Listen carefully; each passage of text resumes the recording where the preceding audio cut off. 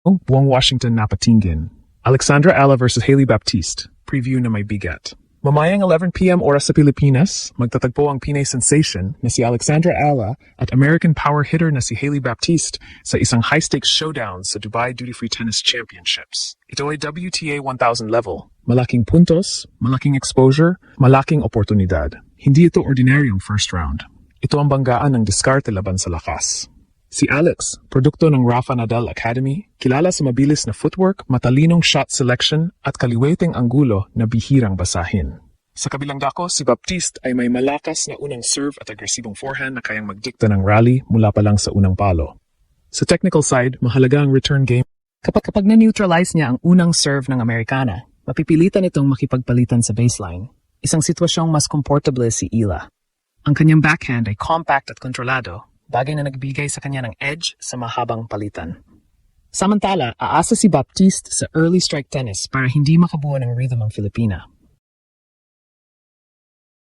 Pagdating sa karanasan, may exposure sa Grand Slam main draws ang American bet at ilang ITF titles sa resume. Ngunit si Alex ay may 4 na professional trophies at ang US Open Girls Singles Crown, patunay ng kanyang pedigree sa big stage. Pareho silang naghahabol ng mas mataas na ranking, kaya bawat game dito ay may implikasyon sa kanilang trajectory sa tour. May dagdag pang factor, acclimatization. Mas matagal nang naglalaro sa Middle East hard courts ang Pinay, kaya pamilyar siya sa bilis ng surface at sa kondisyon ng klima. Ang crowd support mula sa Filipino community sa Dubai ay maaari ring magsilbing emotional boost sa crucial moments. Prediction: kapag naging matatag ang return at nabawasan ang unforced errors, may malinaw na landas si Ala papunta sa susunod na round. Pero kapag naging dominante ang serve ni Baptiste, hahaba ang laban. Isang gabi, isang pagkataon, isang bandila ang dala. Handa ka na bang masaksihan kung paano muling magpapaingay ang pangalan ni Alex sa global stage? Buong tennis community, nabuhay ang usapan. Hindi lang ito simpleng first-round match. Ito ay oportunidad na magpadala ng mensahe sa buong tour. Mamayang 11 p.m. oras sa Pilipinas. Haharap si Alexandra Ala sa American contender na si Hailey Baptiste sa prestihiyosong Dubai Duty-Free Tennis Championships. WTA 1000 stage ito. Ibig sabihin, ranking points na pwedeng magbago ng direksyon ng season, exposure na kayang magtaas ng profile, at pressure na sumusubok sa tibay ng loob ng bawat atleta. Para sa Pinay Star, ang laban na ito ay higit pa sa bracket positioning. Ito ay simbolo ng pag-akyat mula sa junior glory hanggang sa paghabol sa elite tier ng women's. Bitbit ni Alex ang training foundation mula sa Rafa Nadal Academy, kung saan hinubog ang kanyang discipline, court intelligence, at competitive mindset. Sa bawat rally, makikita ang kombinasyon ng patience at precision, isang estilo na hindi basta-basta natitinag ng raw power. Sa kabilang panig, si Baptiste ay hindi rin basta pangalan lang. May karanasan siya sa main draws ng Grand Slam tournaments at may arsenal na kayang magdikta ng bilis ng laro. Ang kanyang first serve ay kayang magbigay ng libreng puntos, habang ang forehand ay may bigat na kayang magtulak sa kalaban palayo sa baseline. Kapag nakahanap siya ng rhythm, mahirap siyang pigilan. Ngunit dito pumapasok ang chess match sa loob ng court. Ang kaliweteng setup ni Ala ay nagbibigay ng natural angle advantage, lalo na sa cross-court exchanges. Kapag na-target niya ang backhand wing ng Amerikana at napilitang mag-adjust ito sa movement patterns, maaring magbukas ang pagkakataon para sa breakpoint. Ang susi, maagang ma-neutralize ang serve at panatilihing mahaba ang rally kung saan lumalabas ang composure ng Filipina. Hindi rin dapat maliitin ang mental component. Ang WTA 1000 environment ay ibang klase ang intensity. Mas malaki ang stadium, mas mabigat ang spotlight. Sa ganitong setting, mahalaga ang body language at response pagkatapos ng errors. Dito nasusukat ang maturity ng isang rising player. Si Alex ay ilang beses nang nagpakita ng resilience sa mga nakaraang tournaments, lalo na sa mga laban kung saan kinailangan niyang bumawi mula sa set-down situations. May dagpang layer ang matchup na ito, global optics. Kapag nakakuha ng panalo ang isang emerging athlete laban sa established tour regular, nagbabago ang narrative. Biglang napapansin ng analysts, mas nagiging visible sa international media, at mas nagiging seryoso ang pagtingin ng sponsors. Para sa Pilipinas, bawat panalo ni Alex sa ganitong level ay parang paalala na kaya nating makipagsabayan sa pinakamataas na entablado ng tennis. Sa unang bahagi pa lang ng laban, malinaw na magiging mahalaga ang serve consistency at return positioning. Ang unang 3 service games ng bawat isa ang maaring magtakda ng momentum.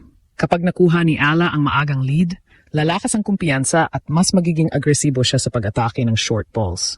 Ngunit kapag nakontrol ni Baptiste ang tempo, mapipilitan ng Pinay na mag-adjust sa mas mabilis na exchanges. Isang gabi, isang stage, isang pagkakataon para magpadala ng mensahe. At sa gitna ng lahat, ang tanong, handa na ba ang mundo para sa susunod na hakbang ni Alexandra Ala?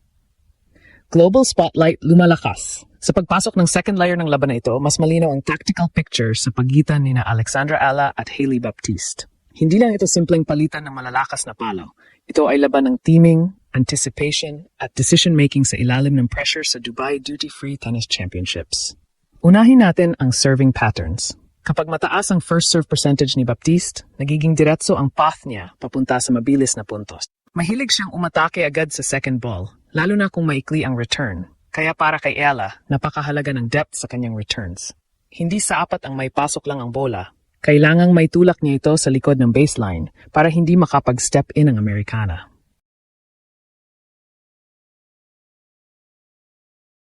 Dito papasok ang footwork ng Pinay. Kilala si Alex sa mabilis na repositioning pagkatapos ng bawat shot. Sa mahabang rallies, mas lumalabas ang kanyang consistency. Ang compact backhand niya ay nagbibigay ng stability sa cross-court exchanges, habang ang forehand inside-out angle ay pwedeng maging sorpresa kapag nakakita siya ng bukas na espasyo. Kapag napuwersa si Baptiste na tumakbo side to side, nababawasan ang lakas ng kanyang finishing shots. Isa pang critical area ang transition game. Si Baptiste ay may kakayahang umakyat sa net kapag nakakuha ng maayos na approach. Ngunit si Ala ay may refined passing shots lalo na sa down-the-line execution. Kapag naging predictable ang pag-akyat ng Amerikana, pwedeng maging turning point ang isang malinis na passing winner mula sa Filipina. Sa endurance factor, advantage ang mas mahabang acclimatization ni Alex sa Middle East swing. Ang init at surface speed ay may epekto sa stamina sa third set scenarios. Kapag umabot sa deciding frame, mahalaga ang composure sa service games. Isang double fault o loose forehand sa crucial moment ay maaring magbago ng direksyon ng laban. Psychologically, malaking bagay ang crowd presence. Maraming Filipino supporters sa Dubai ang handang magbigay ng energy boost sa bawat mahabang rally na napapanalunan ng Pinay. Sa tight scorelines tulad ng 4-4 o 5-5, ang momentum swing ay kadalasang nagmumula sa emotional spark. Kapag nakuha ni Alex ang early break, mas lalakas ang loob niya na magdikta ng tempo. Ang malaking tanong ngayon, sino ang unang makaka-adjust kapag nagbago ang rhythm? Kung masustain ni Ayala ang mataas na return efficiency at mabawasan ang unforced errors, may malinaw siyang ruta papunta sa upset. Ngunit kung magiging dominante ang serve at early aggression ni Baptiste, hahaba ang laban at magiging test ito ng mental endurance. Sa WTA 1000 stage, bawat point ay may bigat. Isang rally ang maaring magtaas ng kumpiyansa. Isang break ang maaring magbukas ng pinto. At sa gitna ng tensyon, isang pangalan ang gustong marinig ng mga Pinoy sa huling handshake, Alexandra E. Ala.